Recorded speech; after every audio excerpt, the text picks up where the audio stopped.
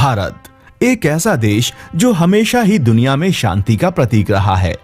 भारत एक ऐसा देश जिसके पड़ोसी मुल्क बहुत ही छोटे और सैन्य शक्ति में उसके आगे कहीं भी नहीं ठहरते, इसके बावजूद उन पर हमला नहीं करता।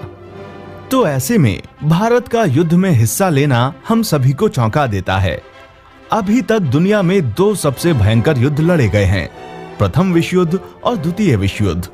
जैसा कि हम सब जानते हैं कि प्रथम विश्व युद्ध साल 1914 में हुआ था। उस वक्त भारत गुलाम हुआ करता था, पर उसके बावजूद भारत को ना चाहते हुए भी प्रथम विश्व युद्ध में और द्वितीय विश्व युद्ध में भी हिस्सा लेना पड़ा। कैसे, बताएंगे हम आपको आज की इस वीडियो में। प्रथम विश्व युद्ध और द्वितीय विश्व युद्ध में हम भारतीयों के योगदान या यूं कहें कि लड़ाई की कहानियां जानने के लिए आप बने रहिए हमारे साथ। इस चैनल को सब्सक्राइब करें और दबाएं इस बेल आइकन को, और साथ में वीडियो को लाइक, शेयर और कमेंट करना ना भूलें। आइए इस सफर की शुरुआत करते हैं। ये बात उस समय की है जब भारत की जनता ब्रिटेन के दुश्मन को अपना दुश्मन मानती थी। उस समय तक सरकार को माई बाप समझने की प्रवृत्ति थी, और इसलिए जो भी सहयोग ब्रिटेन की भारत सरकार ने चाहा वो भारत के लोगों ने दिया। भारत की ओर से लड़ने गए अधिकतर सैनिक इसे अपनी स्वामी भक्ति का ही हिस्सा मानते थे। जिस भी मोर्चे पर उन्हें लड़ने के लिए भेजा गया वो वहां जी जान से लड़े। इस युद्ध में ओटोमन साम्राज्य के खिलाफ मेसोपोटामिया की लड़ाई से लेकर पश्चिम यूरोप, पूर्वी एशिया के कई मोर्चों और मिस्र तक जाकर भारतीय जवान लड़े। कुल 8 लाख भारतीय सैनिक इस युद्ध में लड़े, जिसमें कुल 47,746 सैनिक मारे गए और 65,000 घायल हुए। इस युद्ध के कारण भारत की अर्थव्यवस्था लगभग दिवालिया हो गई थी। महात्मा गांधी ने भी इस युद्ध में भारतीय सैनिकों को भेजने के लिए अभियान चलाया। भारतीय राष्ट्रीय कांग्रेस के बड़े नेताओं द्वारा इस युद्ध में ब्रिटेन को समर्थन ने ब्रिटिश चिंतकों को भी चौंका दिया था। भारत के नेताओं को आशा थी कि युद्ध में ब्रिटेन के समर्थन से खुश होकर अंग्रेज भारत को इनाम के रूप में स्वतंत्रता दे देंगे या कम से कम स्वशासन का अधिकार देंगे, किंतु ऐसा कुछ भी नहीं हुआ। उल्टे अंग्रेजों ने जलियांवाला बाग नरसंहार जैसे घिनौने कृत्य से भारत के मुंह पर तमाचा मारा। युद्ध के लिए गांव-गांव, शहर-शहर अभियान चला। लोगों ने भारी चंदा भी जुटाया और इसके साथ ही बड़ी तादाद में युवा सेना में भर्ती हुए। सेना में अधिकतर जवान खुशी-खुशी शामिल हुए, लेकिन जहां लोगों ने आनाकानी की वहां ब्रिटिश सरकार ने जोर जबरदस्ती से भी काम लिया।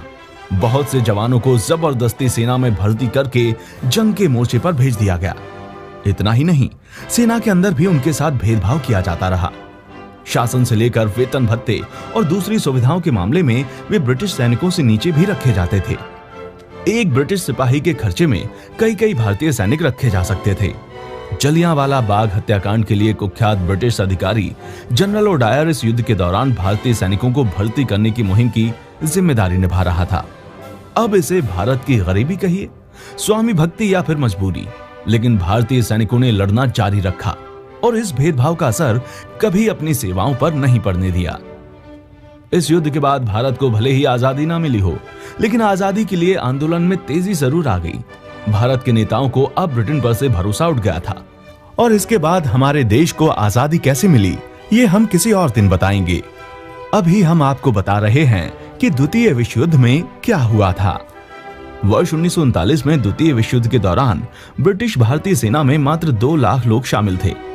युद्ध के अंत तक ये इतिहास की सबसे बड़ी स्वयंसेवी सेना बन गई, जिसमें कार्यरत लोगों की संख्या बढ़कर अगस्त 1945 तक 25 लाख हो गई थी, जिसमें पैदल सेना, बख्तरबंद और अनुभवहीन हवाई बल के डिवीजनों के रूप में अपनी सेवा प्रदान करते हुए उन्होंने अफ्रीका, यूरोप और एशिया के महाद्वीपों में युद्ध किया। सैन्य अभियानों में 36,000 से अधिक भारतीय सैनिकों को अपनी जान गंवानी पड़ी, जिनमें से 34,354 से अधिक लोग घायल हुए और लगभग 67,340 सैनिक युद्ध में बंदी बना लिए गए। उनकी वीरता को 4,000 पदकों से सम्मानित किया गया और ब्रिटिश भारतीय सेना के 38 सदस्यों को विक्टोरिया क्रॉस या जॉर्ज क्रॉस प्रदान किया गया। ब्रिटिश भारतीय सेना एक अनुभवी सेना थी, जिसने प्रथम विश्व युद्ध के बाद से उत्तर पश्चिम सीमांत के छोटे मोटे संघर्षों और वर्ष 1919 से वर्ष 1920 और 1936 से 1939 के दौरान वजीरिस्तान में 2 प्रमुख अभियानों और तृतीय अफगान युद्ध में काम किया था। ब्रिटिश भारतीय सेना में मानव बल की कमी नहीं थी, लेकिन उनके बीच कुशल तकनीकी अधिकारियों का अभाव अवश्य था। वर्ष 1939 की भारतीय सेना प्रथम विश्व युद्ध के समय की भारतीय सेना से अलग थी, जिसमें वर्ष 1922 में सुधार किया गया था और एकल बटालियन वाले रेजिमेंट से एकाधिक बटालियन वाले रेजिमेंट में तब्दील हो गई थी। कुल मिलाकर सेना को 21 कैवलरी रेजिमेंट और 107 इन्फेंट्री बटालियनों में बदल दिया गया था। जमीनी सेना में अब 4 इन्फेंट्री डिवीजन और 5 कैवलरी ब्रिगेड शामिल थे। घुसपैठ से उत्तर पश्चिम सीमांत की रक्षा करने के लिए 12 इन्फेंट्री ब्रिगेडों के एक रक्षात्मक बल को तैनात किया गया था और इन्फेंट्री के 1/3 43 बटालियनों को आंतरिक सुरक्षा और नागरिक शक्ति की सहायता करने का काम सौंपा गया। वर्ष 1930 के दशक में भारतीय सेना ने आधुनिकीकरण का एक कार्यक्रम शुरू किया और अब उनके पास अपना खुद का तोपखाना, इंडियन आर्टिलरी रेजिमेंट था और कैवलरी ने यंत्र चालन का सहारा लेना शुरू कर दिया था। वर्ष 1936 तक भारतीय सेना ने युद्ध के समय में सिंगापुर, फारस की खाड़ी, लाल सागर और बर्मा के लिए एक ब्रिगेड और मिस्र के लिए 2 ब्रिगेड्स की आपूर्ति की थी। लेकिन 1939 तक अतिरिक्त कटौती के फलस्वरूप भारतीय सेना में 18 कैवलरी रेजिमेंट और 96 इन्फेंट्री रेजिमेंट रह गए थे, जिनकी कुल संख्या मिलाकर 1,94,373 थी, जिसमें 34,155 गैर लड़ाके भी शामिल थे। वे सीमांत अनियमित बल से 15,000 भारतीय बल से 22,000, जिसमें यूरोपीय और एंग्लो भारतीय स्वयंसेवी भी शामिल थे। उस समय काफी आश्चर्य प्रकट हुआ जब 4वीं इन्फेंट्री और 5वीं इन्फेंट्री डिवीजन को उत्तर अफ्रीकी और पूर्वी अफ्रीकी अभियानों में लड़ने का अनुरोध किया गया और 4 खच्चर सवार कंपनियों को फ्रांस में ब्रिटिश अभियान बल में शामिल होने का अनुरोध किया गया था। द्वितीय विश्व युद्ध में लगभग 36,000 भारतीय सैनिकों को अपनी जान से हाथ धोना पड़ा और लगभग 34,354 सैनिक घायल हुए और 67,340 युद्ध में बंदी बना लिए गए। द्वितीय विश्व युद्ध में भारतीय सेना ने ब्रिटिश भारतीय सेना के रूप में अंतिम बार युद्ध किया, क्योंकि उसके बाद वर्ष 1947 में भारत आजाद हो गया था और उसका विभाजन कर दिया गया। विभाजन के बाद ब्रिटिश भारतीय सेना को नई भारतीय सेना और पाकिस्तानी सेना में विभाजित कर दिया गया। 3 जून 1947 को ब्रिटिश सरकार ने इस उपमहाद्वीप को भारत और पाकिस्तान के रूप में विभाजित करने की योजना की घोषणा की थी, जिसके बाद 30 जून 1947 को सशस्त्र बलों के विभाजन की प्रक्रिया पर सहमति व्यक्त की गई।